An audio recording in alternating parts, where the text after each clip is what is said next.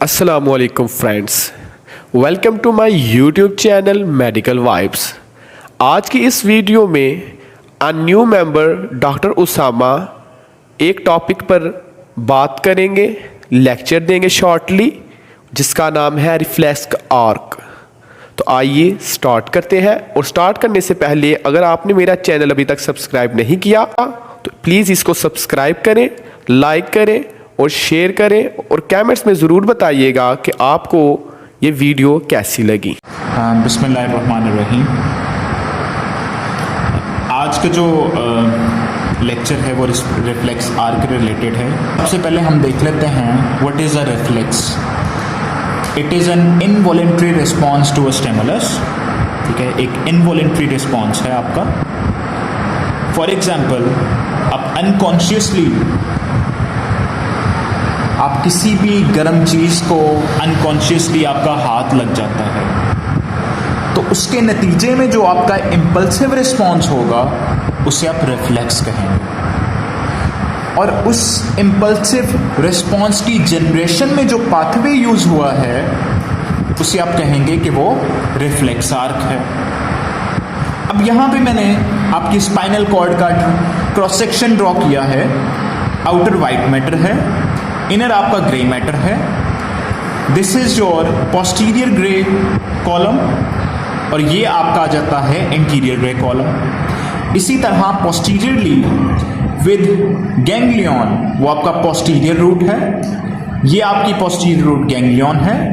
इसी तरह ये आपका एंटीरियर रूट है। सो कंपोनेंट्स कर लेते हैं। What are the components of that reflex arc या दैट पाथवे।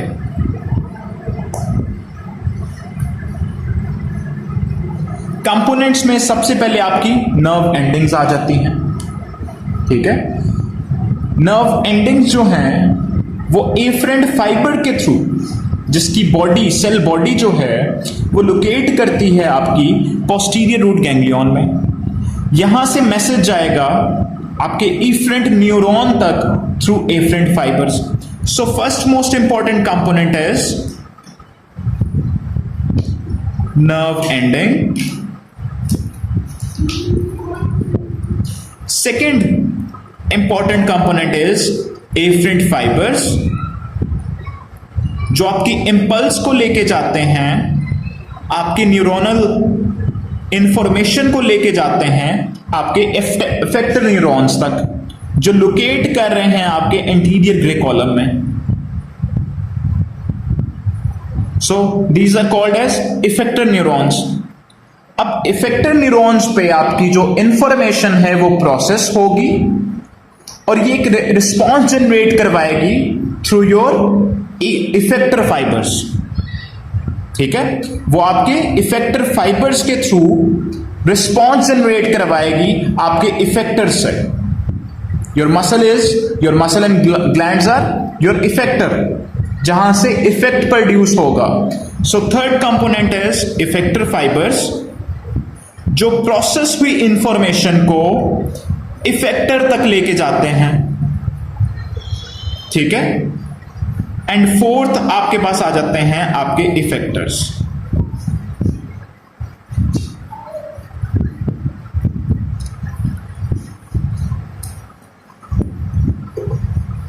ये आपके फोर मेन कंपोनेंट्स हैं। अब यहां पे इसके रिलेटेड आपके दो लॉज हैं, जिसमें सबसे पहले आ जाता है लॉ ऑफ रेसिप्रोकल इनर्वेशन।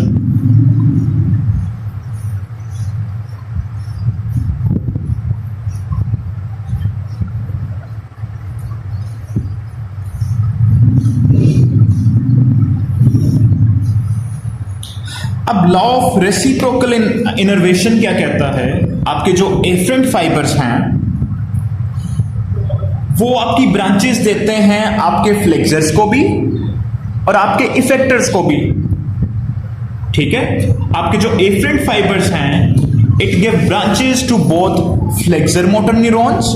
ठीक है, ये यहां पे जो एंटीरियर ग्रे मैटर में आपके मोटर न्यूरॉन्स प्रेजेंट हैं वहां पे ये ब्रांचेस देंगे आपकी इफेक्टर जो फाइबर्स हैं वो फ्लेक्सर मोटर न्यूरॉन्स को भी ब्रांचेस देंगे और एक्सटेंसर मोटर न्यूरॉन को भी ब्रांचेस देंगे।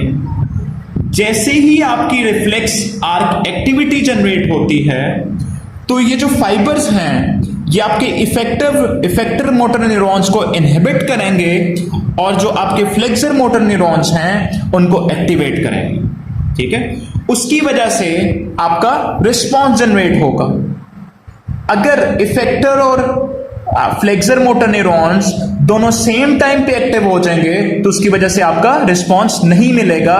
They both cancel the effect of each other. So it's very important कि आपके एफरेंट फाइबर्स दोनों को ब्रांचेस दें, आपके फ्लेक्सर मोटर न्यूरॉन्स को भी और इफेक्टर मोटर न्यूरॉन्स को भी। और जैसे ही आपका रिफ्लेक्स आर्क जो पाथवे है, जो एक्टिविटी है वो जनरेट होती है तो आपके जो एफरेंट फाइबर्स हैं वो एक्टिवेट करते हैं आपके फ्लेक्सर मोटर न्यूरॉन्स को, but they inhibit your extensor motor neuron. This phenomena is called as law of reciprocal innervation.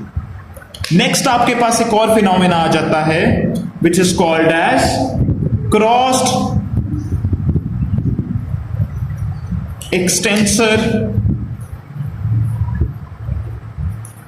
Reflex.